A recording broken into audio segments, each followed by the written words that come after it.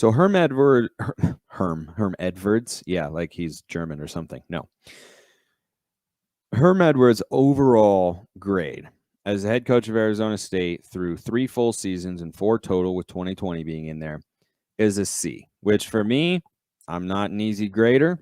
That's average. I'd say he's average because ASU has been pretty average. The recruiting started off pretty well, has fallen off substantially. The recruiting violations, definitely a part of that. In 3 full seasons at Arizona State, again, I'm just throwing out 2020, he's 23-16 and 15-12 in Pac-12 play. That's not bad. It's really not bad. And that's the context that always has to be provided when you talk about, like, oh, Herm Edwards is a disaster and Herm Edwards is not doing this. And it's not he's above 500 in conference play, and he's above 500 overall as well. And that's not nothing. Plus, in 2021, they went 6-3 against Pac-12 foes, which was their best mark in conference play since 2017 before he got there. So you'd think that that would be something that could be a selling point going into the offseason. I think it would have helped if they'd won a bowl game, but they lost to Wisconsin 20-13, and I think it was the Sun Bowl. But they haven't been 6-3 in Pac-12 play since the 2017 year under Todd Graham, who got fired after a 7-6 season that included a loss in the Sun Bowl. But the reason that Herm Edwards is average, and if he were at Cal, I'd probably say no seasons under 500. That's above average for what you expect from the Cal Bears, or Colorado, same sort of thing, or even Arizona the last few years, if that's where he had been. But Arizona State got rid of Todd Graham because he was perennially around 500 after back-to-back 10-win seasons, right? And they took a step back, and then they just kind of plateaued right there. They weren't cratering, but they also weren't elevating back to that 10-win level. And so I thought about all the recent news that we've seen with Herm Edwards that hasn't been good as it pertains to the football program, and saying, boy, maybe he's a C-. Heck, could he be a D+? But I can't do that because he hasn't been under 500. And he just went 6-3 in Pac-12 play. So to describe him as a head coach in the conference as totally incompetent, I just think it is inaccurate. But I give him the average grade because things are not looking good. And he also hasn't elevated them. He's kind of kept them basically right where they were at when Todd Graham fired in terms of their record. Now, he's had a couple 8-win years, and Graham was kind of 5 wins, 7 wins, 5, and then 7-7, and then he got fired. But that's just one more way. Like that's not what you were expecting when you brought in a former NFL head coach. And so his overall grade right now is a C. But I tell you what, he might have the hottest seat in the Pac-12 going into 2022. That might be a good segment idea. Who's got the hottest seat in the Pac-12? I think it's Herm Edwards, because you got the investigation looming out there. The assistants were a mass exodus this year because of it.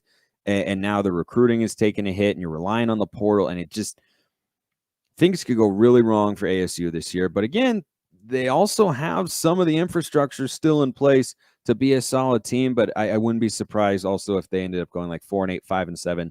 They fire Herm Edwards, look for a different coach. Game management and scheme, I give Edwards a C- here. That's slightly below average. When you look at how he recruited during his first couple seasons, it was really solid. And I think at the time should have given Sun Devil fans a reason to feel confident about the momentum that he was building, the rosters that he was assembling. You had perennial top 30 recruiting classes. You had a couple of them on there, right? And then the 36th ranked class, I think it was, in 2018 when he was hired and took over for Todd Graham. I just look at those recruiting classes and say, well, why weren't the on-field results better? I mean, they should be better. They just should be. And that's why I say that game management scheme has to be below average, because I don't think they've been lacking for players during his tenure the way that other schools have, like a Colorado or an Oregon State, while Jonathan Smith has been rebuilding a backup, or a Cal as well, that doesn't typically recruit at a very high level because it's a tough place to get players. But in his 3 full seasons, he's gone 7-6, 8-5, 8-5. That's not bad. But did I expect more once I, dug into it and saw, boy, they brought in some really nice classes with some really promising players, and it looks like they just didn't develop them. And player development, I'm giving him a C+. I think that's the most generous grade I've given out. The reason that I have it as a C+ is because When Jaden Daniels left, I thought he was starting to become a pretty solid quarterback in college football on a national level, and maybe an NFL guy, maybe not, but I'd take a late round flyer on him perhaps. Rashad White just went to the NFL in the 3rd round. They've had some good receivers who have gone, Brandon Ayuk notably among them. But that's the only reason that I don't have this graded lower. This area for Herm Edwards is graded lower because, boy, I just looked at those classes and I was like, man, they needed to be better. And so they've developed some nice players. And, Jermaine Lole is a guy who grew within the ASU program, became a really nice player. Kind of strange he went to Louisville. He could have gone elsewhere. But, I just think the game management scheme you have to look at it and go, that's not up to par with what the recruiting potential was or what the potential of the program was with where the recruiting was at when he first got there in the first couple of seasons. It just wasn't translating. And then we get to the lowest individual coaching grade for an area I've given out so far. I don't know if another one will get lower. We'll just kind of have to wait and see, which is why you should like and subscribe wherever you're listening to or watching the show so that you can keep up with all of the coaching evals in this running series I've been doing, and you can hear all 12, including the ones who haven't coached a game in the Pac-12. I'll find a way to do it. Don't worry. We'll figure it out. Assistant hires. I'm going D+. It's a D+. Hey, this is the first grade where I've gone, this can't start with a C. This letter grade cannot start with a C. Now, an F would have to be, again, more full-scale disaster. They're winning too many games for me to give them an F in any area, right? 7-6, 8-5, 8-5. Don't care what program you are at.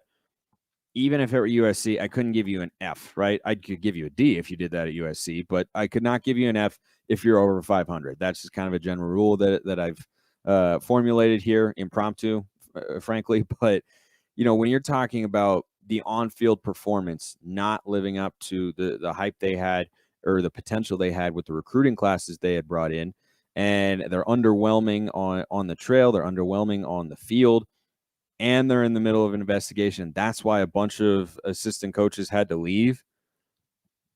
That's how you get a D+. That's a bad situation, and I just think that the staff has now had to have been. Anyway, they completely reworked the staff and all the assistants because the previous ones weren't working out for a litany of reasons. And so, Herm Edwards, again, assistant hires, D+. Player development, C+, but just barely. Game management and scheme, C-. Recruiting, a C, only because of a strong start. Really fallen off as of late, though. Strong transfer portal class in 2022 with 14 players. And then overall, a C for Herm Edwards. Average. He's been average. Hasn't been a total disaster. We'll see what happens this year, but they've been above 500 every year every full season that he's been there, and that does count for something. I appreciate everyone listening. I will see you next time, and have a wonderful rest of your day.